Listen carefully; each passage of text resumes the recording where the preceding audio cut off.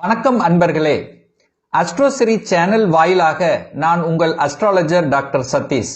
கன்னி ராசி அன்பர்களே, இந்த செப்டம்பர் மாத பலனை பார்க்கும் பொழுது உங்க ராசிநாதன் லக்னநாதன் என்று சொல்லக்கூடிய புதன் பகவான் 12ஆம் இடம் என்கின்ற விரயஸ்தானத்துல போய் அமர்ந்திருக்கார். அப்போ புதன் பகவான் 12இல் அமர்ந்திருந்தாலும் அங்கு சூரியனுடைய வீடுங்கிறதுனால, அதிநட்பு வீடுங்கிறதுனால பெரிய கெடுபலன்கள் ஒன்றும் கொடுக்க போவதில்லை. ஆனாலும் ராசிநாதன் 12இல் மறைவது நல்லது இல்லை. ஆனா இந்த மாதத்தினுடைய பிற்பகுதி, அது குறிப்பாக சொல்ல போனால் 23/9/2024 அன்று உங்க ராசிநாதன் ராசியிலேயே வந்து அமர்ந்து கொண்டு ஆட்சி பலம், மூலத்திரிகோண பலம் வலிமையாக உட்கார்ந்திருக்க போறார். அப்ப என்ன நடக்க போகுது? சில வகையான ஒரு குழப்பமாக இருந்தாலும், சில தடைகளை உங்களுக்கு கொடுத்து கொண்டிருந்தாலும், இந்த மாதத்தினுடைய பிற்பகுதி நீங்கள் நினைத்த அனைத்தும் நிறைவேறப் போகிறது என்பது அர்த்தம். அப்போ இந்த மாதத்தினுடைய பிற்பகுதியில இருந்து நீங்களுடைய செயல்பாடுகள், உங்களுடைய திட்டங்கள், உங்களுடைய ஸ்ட்ராட்டஜி பிளான், உங்களுடைய புத்திசாலித்தனம் வலுவாக இருக்கிறது. நினைத்த காரியங்கள் அத்தனையும் ஈடேறும். உங்க மனசு நன்றாக இருக்க போகிறது, உங்க செயல்திறன் நன்றாக இருக்க போகிறது, ஊக்கமுடன் இருக்க போகிறீர்கள் அப்படின்னு நம்ம சொல்லலாம். 2ஆம் அதிபதியாக இருக்கக்கூடிய சுக்கிர பகவான் நீசமாக உட்கார்ந்திருக்கார். நீசம் அப்படின்னா என்ன? தியானத்தில் இருப்பதை போல கொஞ்சம் வலு. அப்ப 2க்குரியவன் தனக்கு 12இல் போய் மறைய அப்படி ஒன்றும் நல்ல விஷயம் இல்லை. ஆனால் தனம் சார்ந்த விஷயம், குடும்பம் சார்ந்த விஷயத்துல சின்ன சின்ன குழப்பங்கள், கொஞ்சம் செலவுகளாக கூடிய தன்மையை கொடுத்து கொண்டிருந்தது அல்லவா? பொருளாதாரத்தில் சின்ன சின்ன கஷ்டங்கள் உங்களுக்கு கொடுத்து கொண்டு, தனம் விஷயத்துல சின்ன கஷ்டங்களை கொடுத்து கொண்டிருந்தது அல்லவா? அத்தனையும் இந்த செவ்வாய், அதாவது இந்த உங்களுக்கு, இந்த கன்னி ராசி அன்பர்களுக்கு வருகின்ற அந்த சுக்கிரனுடைய பெயர்ச்சியானது 18ஆம் தேதி நடக்க இருக்கிறது. அதாவது 18/9/2024 அன்று 2ஆம் அதிபதியாக இருக்கக்கூடிய சுக்கிரன் ஆட்சி பலம் பெற்று வலிமையாக இருக்க போகிறார்.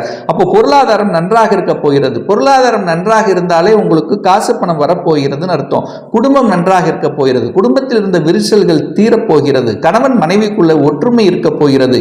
இதுவரை உங்க பேச்சை கேட்காதவங்க கேட்க போறாங்க. குடும்பத்தில் சுப காரியங்கள் நடக்கக்கூடிய நிகழ்வுகள் சிறப்பாக இருக்கிறது. இந்த மாதம் 3ஆம் அதிபதியாக இருக்கக்கூடிய அந்த செவ்வாய் பகவான் தனக்கு 8ல போய் மறைஞ்சிருக்கார்.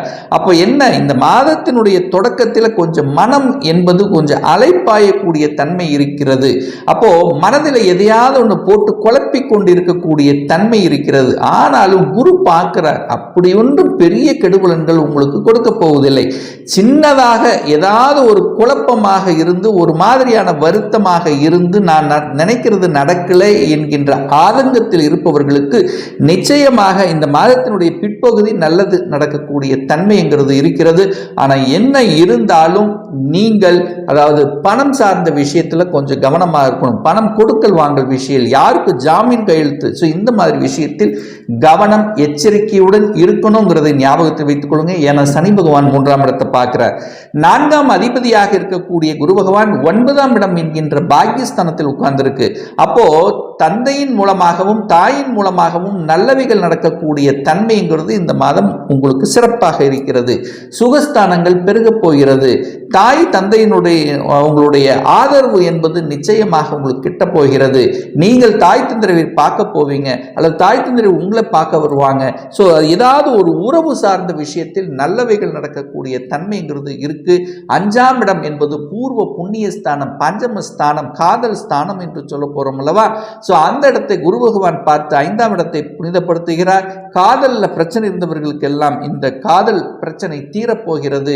காதல் விஷயத்தில் ஒரு குழப்பமாக இருந்தவர்களுக்கு தெளிவான முடிவு எடுக்கக்கூடிய சூழ்நிலை, சந்தர்ப்பங்களை இந்த மாத பிற்பகுதி உங்களுக்கு நிச்சயமாக ஏற்படுத்தும்.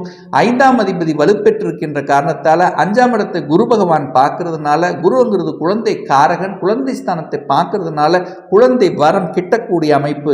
எத்தனை பிரார்த்தனைகள் செய்தீர்கள், எத்தனை இஷ்ட தெய்வத்துக்கு வழிபாடு செய்தீர்கள், எத்தனை பரிகாரங்கள் செய்தீர்கள், அத்தனை நிறைவேறப் போகிறது.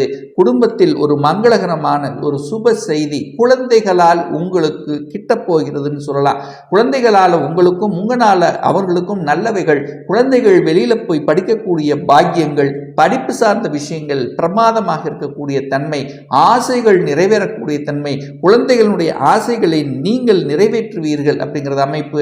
6ஆம் இடத்தில் சனி பகவான் அமர்ந்திருக்கார். கடன், நோய் எதிர்ப்பு, பகை என்று சொல்லக்கூடிய 6ஆம் இடத்தில் சனி பகவான் வக்ரம் பெற்று சூரியனுடைய பார்வை பெற்றிருக்கின்ற காரணத்தால இந்த எதிர்ப்பு சார்ந்த விஷயத்துல மட்டும் கொஞ்சம் கவனம், எச்சரிக்கையோடு இருக்கணும். கோப தாபங்கள் கொஞ்சம் அதிகமாக வரக்கூடிய தன்மை இருக்கு. எதிர்ப்பாளர்களை உருவாக்க வேண்டாம் என்பதை ஞாபகத்தில் வைத்துக் கொள்ளுங்கள். உடல்நல சார்ந்த விஷயத்திலும் கொஞ்சம் உஷ்ண சம்பந்தப்பட்ட தன்மை, கால்கள் சார்ந்த விஷயத்துல கொஞ்சம் மூட்டு வலி இந்த மாதிரியான தன்மை இருக்கிறது. வயிறு சார்ந்த விஷயத்துல கொஞ்சம் உஷ்ணத்தன்மை, ஹீட்டாக இருக்கக்கூடிய தன்மைகளையும் உருவாக்கும். அதுல கொஞ்சம் எச்சரிக்கையாக இருப்பது நல்லது. 7ஆம் இடத்தில் ராகு பகவான் உட்கார்ந்திருக்கார். ராகுங்கிறது பாம்பு, ஒரு சர்ப்ப கிரகம், ஒரு விஷத்தன்மை. அப்போ உங்க திருமண ஸ்தானத்தில் ஒரு விஷத்தன்மை உள்ள ஒரு தன்மை இருக்கிறது. அப்போ உங்க குடும்ப விஷயத்தில் மற்றவர்களுடைய குறுக்கீடு வராமல் பார்த்து கொள்வது சிறப்பு. நீங்க மற்றவர் குடும்ப விஷயத்துக்கு போகாமல் இருப்பது நல்லது. என லக்னத்தில் கேதுவும் ராசியில் கேதுவும் 7ஆம் இடத்தில் ராகு இருக்கின்ற காரணத்தால சில தடைகளை கொடுக்கக்கூடிய அமைப்பை உருவாக்கிறோம். ஸோ நண்பர்கள் சார்ந்த விஷயத்திலும் கொஞ்சம் கவனம், களத்திரம் சார்ந்த விஷயத்தில் கொஞ்சம், எதிர்ப்பாளர் சார்ந்த விஷயத்தில் கொஞ்சம் கவனமாக இருப்பது நல்லது என்பதை மனதில் பதிய வைத்துக் கொள்ளுங்கள். 8க்குரியவன் 10ஆம் இடத்தில் போய் உட்கார்ந்திருக்கார். அப்போ இந்த கன்னிராசி அன்பர்களுக்கு இருக்கின்ற கிரகத்தில் ஒரு ஆகாத கிரகம் அப்படின்னா அது செவ்வாய் பகவானதை சொல்லணும். அந்த செவ்வாய் பகவான் 10ஆம் இடத்துல போய் உட்கார்ந்திருக்கார். 8க்குரியவன் 10ல் இருக்கிறதுனால வேலையில் ஒரு அழுத்தம், பிரஷர் இருக்கு. என வலிவேதனையை சொல்லக்கூடிய ஒரு கிரகம் என்று சொல்லக்கூடிய செவ்வாய் 10ல் போய் உட்கார்ந்திருக்கார்.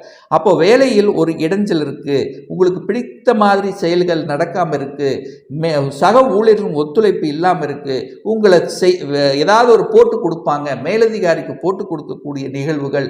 ஸோ இதெல்லாமே இருக்கிறதுனால கொஞ்சம் எச்சரிக்கையோடு இருக்கணும். அதுவும் குறிப்பாக இந்த கன்னிராசி என்பர்கள் யாருக்கெல்லாம் செவ்வாய் திசை ஓடிக்கொண்டிருக்கிறதோ அல்லது செவ்வாய் புத்தி நடந்து கொண்டிருக்கிறதோ அவர்களெல்லாம் கொஞ்சம் கவனமாக எச்சரிக்கையோட தொழில், வேலை, வியாபாரம் சார்ந்த விஷயத்துல கொஞ்சம் ஒரு ஈக்கு வச்சு கொஞ்சம் உன்னிப்பாக கவனிக்கணும் அப்படிங்கிறதை ஞாபகத்தில் வைத்துக் கொள்ளுங்கள். அதே சமயத்தில் 10ஆம் அதிபதியாக இருக்கக்கூடிய இந்த புதன் பார்த்தீங்கன்னா இந்த மாதம் இறுதியில், அதாவது குறிப்பாக சொல்ல போனால் 23 செப்டம்பர் அன்று உச்சபலத்தோட வலிமையாக உட்கார்ந்திருக்கார். 10க்குரியவன் ஆட்சி பலம், உச்ச பலம், மூலத்திரிகோணங்கிறதுனால வேலையில் இல்லாதவர்களுக்கு திடீர் வேலை கிடைக்கக்கூடிய அமைப்பு என்பது இந்த மாதம் உங்களுக்கு சிறப்பாக இருக்கிறது. லாபம் சார்ந்த விஷயங்கள் நல்லது. என குரு உங்கள் லக்னத்தை பார்க்கறதுனாலும், முயற்சி ஸ்தானத்தை பார்க்கறதுனாலும், உங்களுடைய பூர்வீக சார்ந்த விஷயத்தை பார்க்கறதுனாலும், குலதெய்வத்தினுடைய ஆதரவு, அனுகிரகம் என்பது இந்த மாதம் உங்களுக்கு இருக்கு. இஷ்ட தெய்வத்தை சென்று வழிபடக்கூடிய பாக்கியம் என்பது நிச்சயமாக உண்டு. குரு சம்பந்தப்பட்ட துறையில் இருக்கின்றவர்கள், அதாவது சொல்லிக் கொடுத்தல், போதனைகளை செய்வது, சட்டம், நீதித்துறை இந்த மாதிரி துறையில் இருக்கின்றவர்களுக்கு நல்லதொரு வாய்ப்பாகவும், சுக்கிரன் சம்பந்தப்பட்ட கலைத்துறை, என சுக்கிரன் ஆட்சி பலத்தோடு இருக்கிறதுனால கலை சம்பந்தப்பட்ட, அழகு சம்பந்தப்பட்ட துறையில், ஹோட்டல் சம்பந்தப்பட்ட துறையில் இருக்கின்றவர்களுக்கு கூடுதல் வளர்ச்சியை கொடுக்கக்கூடிய நல்ல தன்மை இருக்கிறது. சூரியன் வலுவாக இருக்கின்ற காரணத்தால அரசு சார்ந்த துறையில் இருக்கின்றவர்களுக்கு திடீர் மாற்றங்களும் திடீர் ப்ரமோஷன்களும் நீங்கள் எதிர்பார்க்கலாம். சரி, ஒரு நல்ல தெய்வ வழிபாடு அப்படின்னு எடுத்துக்கொண்டால் அந்த 5ஆம் தேதி, அதாவது செப்டம்பர் 5ஆம் தேதி செவ்வாய் பகவானுடைய ஜெயந்தி வர இருக்கிறது, வியாழக்கிழமை. ஏன்னா உங்களுக்கு கெடுதல்களை செய்யக்கூடிய அந்த செவ்வாயினுடைய அந்த பகவானுடைய பிறந்த நாள் வரும்போது உங்களுக்கு மனம் சார்ந்த விஷயத்தில் ஒரு தொந்தரவை ஏற்படுத்துகிறது. அல்லது நான் நினைக்கிற காரியங்கள் வெற்றி பெறல, நிலம் சார்ந்த விஷயத்தில் பிரச்சனையாக இருக்கிறது, சகோதரர் வகையில் சில குழப்பங்கள் இருக்கிறது.